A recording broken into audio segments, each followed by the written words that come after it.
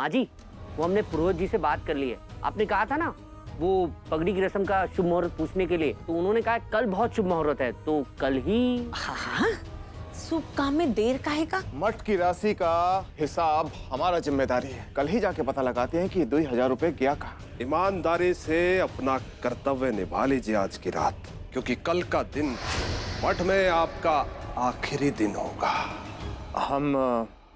हम जाकर किसी को भेजते हैं आपकी मदद के लिए। तुम ही लगा दो ना प्लीज।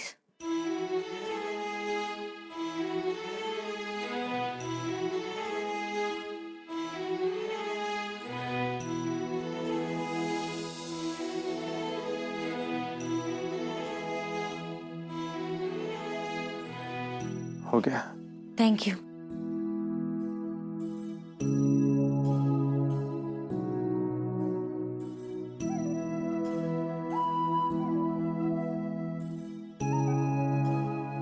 वैसे इस साड़ी में बहुत अच्छी लग रही हैं आप।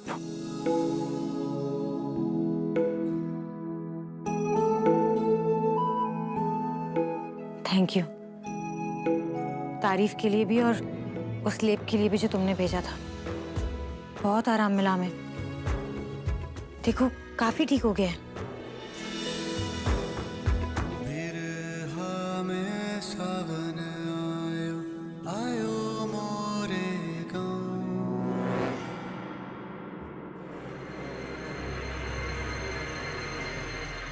एक नंबर की चालाक औरत है वो। धीरे धीरे वो तुम्हारे पापा को अपना बना लेंगी। तो ये औरत सुंदर दिखना चाहती है, इससे पापा इसकी तारीफ करें, लेकिन मैं ऐसा होने नहीं दूंगी। ये औरत मेरी माँ की जैसे सुंदर नहीं दिख सकती। तुम जैसा सोचे हो वैसा होगा, तब ही बात बनेगा।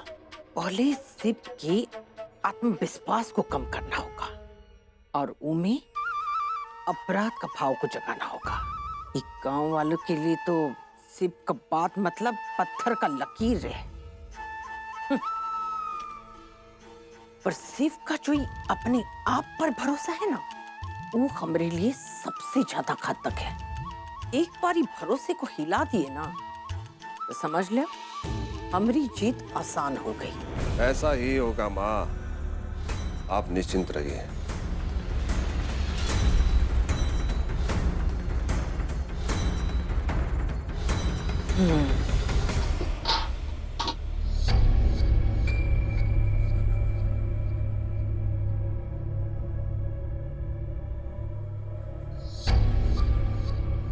इस बार देखना कोई भी गड़बड़ नहीं होगी। जैसे वो औरत आंगन में आएगी ना, एक ठंडा ठंडा पानी उसके ऊपर गिर जाएगा, फिर उसका सारा मेकअप खराब हो जाएगा। फिर पापा भी पसंद नहीं करेंगे उसे। ये सारा सामान गाड़ी में रखवा दीजिए, जाइए। प्रताप, हाँ माँ। पगड़ी का रस्म का सारा सामान ले लेना, कुछ भूलना मत। हाँ हाँ माँ, सब सामान ले लिया है, कुछ नहीं भूले हैं।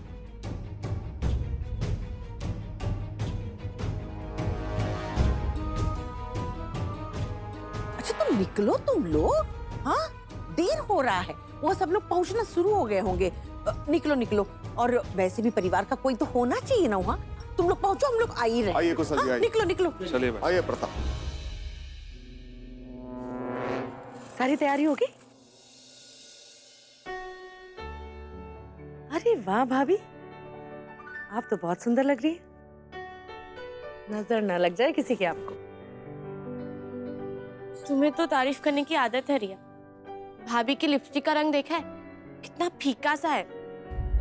आपको ना इस साड़ी के साथ कोई गहरे रंग की लिपस्टिक लगानी चाहिए थी, ये ज्यादा अच्छी लगती। ये आशी तो कुछ भी बोलती है, उसकी बात मत सुनी। दाई माँ, शिव की गाड़ी में ताजा गोबर रखवाया कि नहीं? पूजा के लिए चाहिए होगा। कहाँ चली गई? आप बाहर गई हैं सामान लेकर, हम बुला लाते।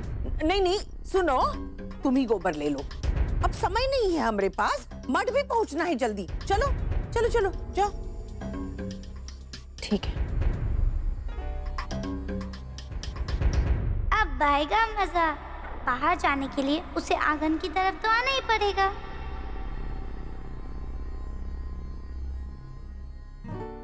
अच्छा, तो अब जेठानी जी ने माँ जी पर भी अपने अच्छेपन का जादू चलाना शुरू कर दिया, लेकिन मैं आइफा होने नहीं दूंगी।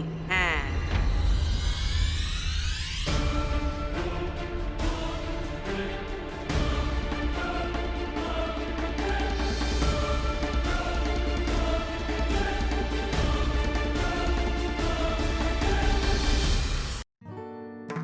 गोबर हम ले आते हैं, आपको नहीं मिलेगा।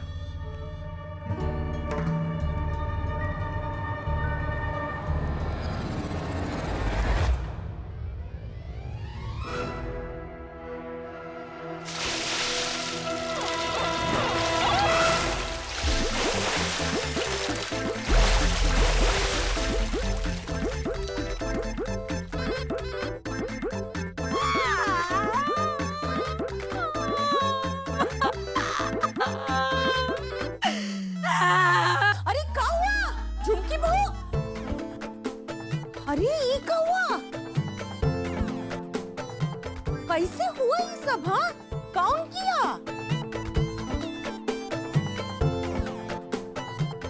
अरे झुमकी भाभी, आप तो पूरी गीली हो गई।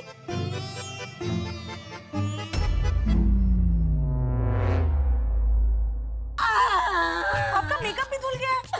जाइए ना, कपड़े बदल लीजिए। जाइए जाइए। पूरे 1 घंटे मेकअप किए, इतने सुंदर बने और ये कर दिया किसी नालायक ने। राधिका, राधिका रुको, हमें तुमसे बात करनी है। राधिका खोलो। जाइए जल्दी, तैयार हो के आइए, सर्दी लग जाएगी। अरे अगर इस शैतानी राधिका की है ना, तो हम उनको नहीं छोड़ेंगे। बहुत बिगड़ गई है लड़कियां। अब बुलाओ बुलाओ उसे। अरे अम्मा, शांत हो जाओ, अभी इन सब बातों का वक्त नहीं है। वैसे ही हम लोग को बहुत ज्यादा देरी हो चुकी है। अभी झुमकी भाभी तैयार होके आती है, वैसे हम लोग फट से निकल लेते हैं। अरे तू उनको बोलो जल्दी से तैयार होके आ जाए, देरी हो रहा है। झुमकी शांति शांति रखो। जो तुमने किया है ना, वो ठीक नहीं है। मैंने कुछ नहीं किया। झूठ मत बोलो। अगर तुमने कुछ नहीं किया तो तुम वहां से भागकर क्यों आ गई और हमारे रोकने पर भी नहीं रुकी? पहले पुलाव में लाल मिर्च डाली और अब ये बहुत गलत बात है राधिका। तुम्हारे पापा ने तुम्हें समझाया भी था ना कि ऐसी शरारत फिर कभी मत करना, लेकिन उनकी बात भी तुमने नहीं मानी। तुम्हारी इस हरकत के बारे में अगर तुम्हारे पापा को पता चल गया तो क्या धमकी दे रहे हैं आप मुझे? मेरी जाके चुगली करेंगे उनके पास? हम ऐसा कुछ नहीं करना चाहते हैं राधिका। हम बस तुम्हें समझा रहे हैं कि जो तुम कर रही हो वो सही नहीं है। देखो, मजाक और शरारत बस एक हद तक ही अच्छा होता है, उसके आगे नहीं। फिर कभी ऐसी हरकत मत करना, नहीं तो। भाभी, माँ नीचे बुला रही है, मठ के लिए निकलना है।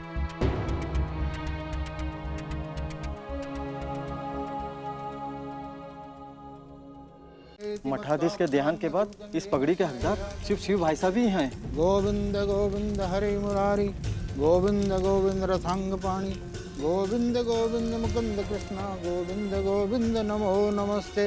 ओम गंग गणपते नमो नमः, ओम गंग गणपते नमो नमः, ओम नमो भगवते वासुदेवाय गोविंदाय नमो नमः, ओम नमो भगवते वासुदेवाय गोविंदाय नमो नमः। गांव वाले बहुत ही मानते हैं हमारे शिव को, उतना ही प्यार और सम्मान करते हैं जितना शिव के बापूजी का करते थे। बड़ी बेचैनी से इंतजार करते थे गांव वाले यही दिन के लिए। आज बहुत ही खुश है, हमारे शिव को मठाधीश की पदवी मिल जाएगी।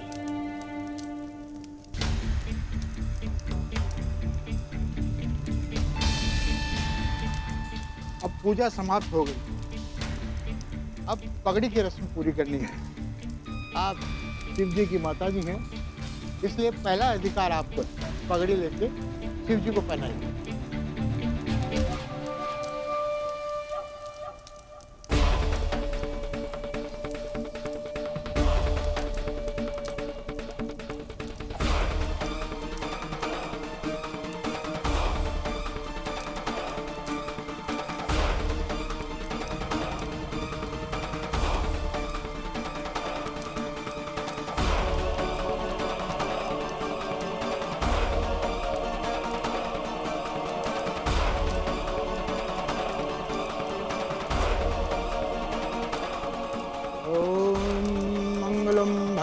विष्णु मंगलम गरुड़ध्वजः।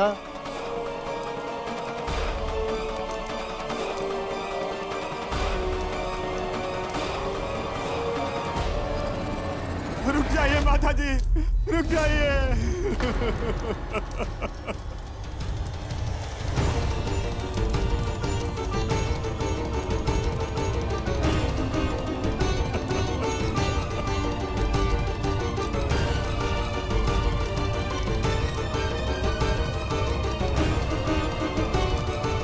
ये आदमी मठाधीश बनने के योग्य नहीं है। इसने हमारे मासूम बच्चे की जान ले ली है।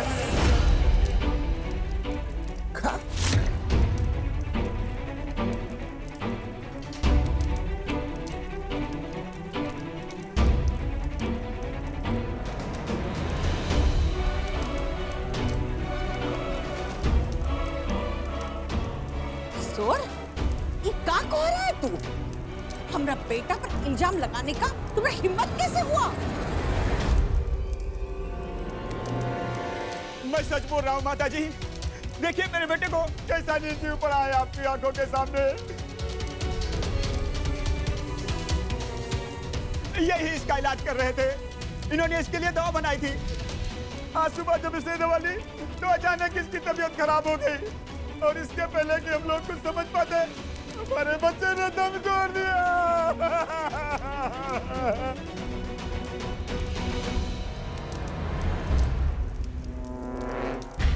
ये कैसे हो सकता?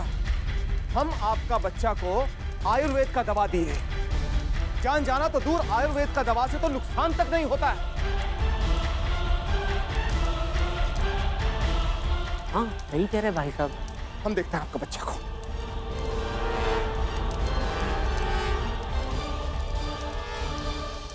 हाथ मत लगाना इसे, हत्यारे हो तुम। तुम ही ने मेरे बेटे की जान ली है। अरे हत्यारा कभी मठाधीश नहीं बन सकता, कभी नहीं बन सकता। मेरा बच्चा। देखिए हमारा बात को समझने का कोशिश कीजिए। अपना बच्चा का एक बार हमें जांच करने दीजिए।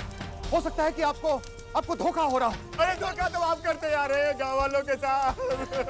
कैसा इलाज किया मेरे बच्चे का? ए, जबान संभाल के बात करो। तुमने झूठा इल्जाम लगाया कैसे हमारे भाई साहब पर?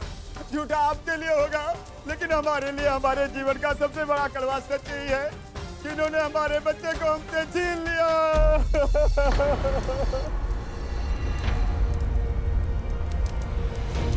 इस भाभी को हम कभी मठाधीश नहीं बनने देंगे, कभी नहीं बनने देंगे, कभी नहीं बनने देंगे।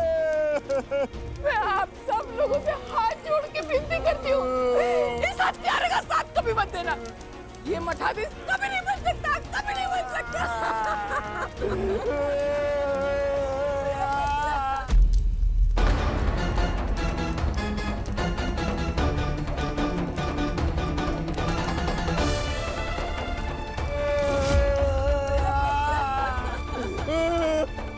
रुको।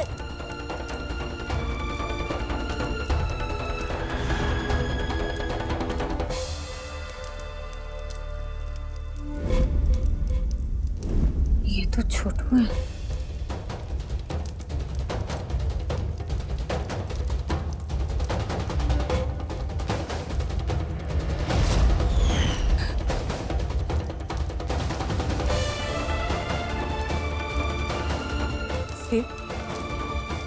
ये तुम क्या किए हो? अपने बाबूजी का नाम पे, उनका मान सम्मान पे इतना बड़ा धब्बा लगा दिया। नहीं बेटा, हमको तुमसे ये उम्मीद नहीं था।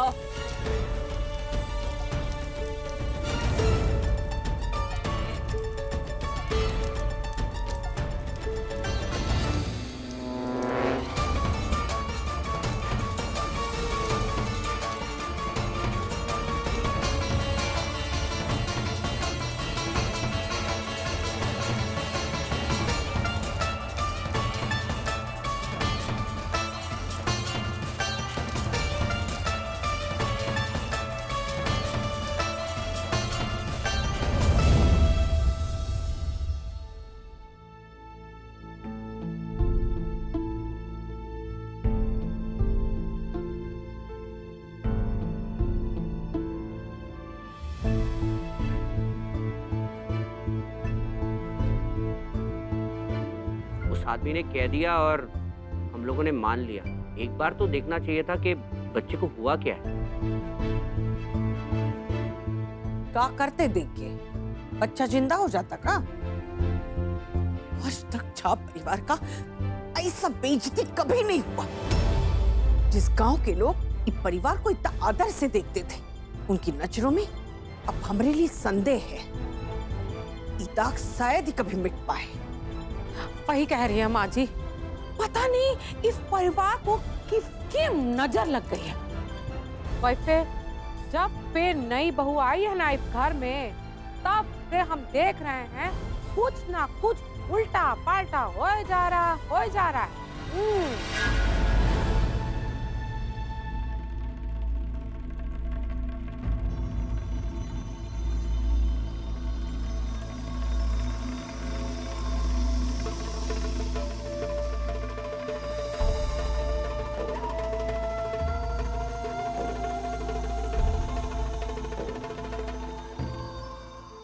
ताईमा, सबको सिर्फ अपने ही नाम की चिंता है, किसी को भी शिव की फिक्र नहीं है। कुशल भैया को छोड़कर किसी ने भी ये नहीं कहा कि शिव ऐसा नहीं कर सकते। क्या किसी को शिव पर भरोसा नहीं है? और उनकी माँ ने कैसे सबके सामने कह दिया कि हमें तुमसे ऐसी उम्मीद नहीं थी। परिवार का मतलब होता है एक दूसरे पर भरोसा करना, खासकर मुश्किल वक्त में। लेकिन इस परिवार में ऐसा कुछ भी नहीं है।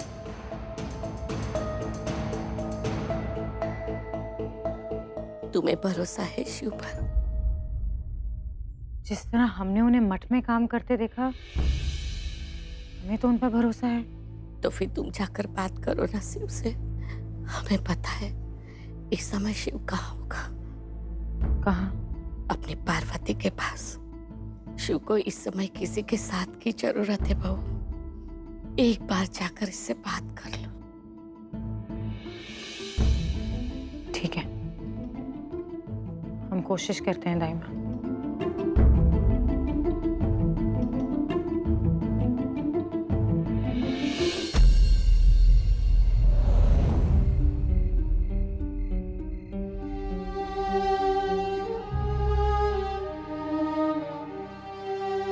आज हमारा हाथ से एक बच्चा का मौत हो गया पार्वती। हमको तो अब तक विश्वास नहीं हो रहा कि हमारा हाथ से इतना बड़ा लापरवाही हुआ।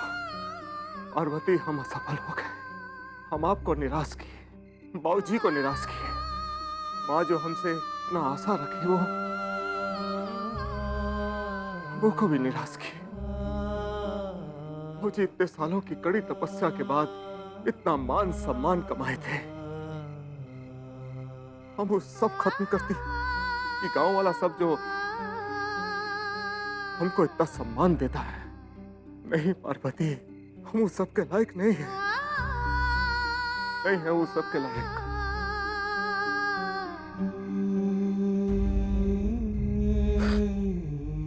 सब खत्म कर दिए हम पार्वती, सब खत्म कर दिए।